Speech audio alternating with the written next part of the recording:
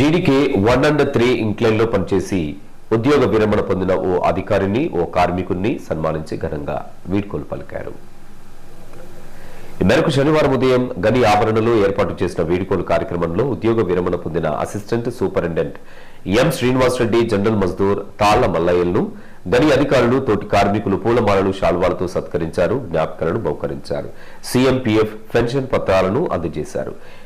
కార్యక్రమంలో భాగంగా కార్మికులు నృత్యాలు చేస్తూ సందడి వాతావరణాన్ని నెలకొల్పారు.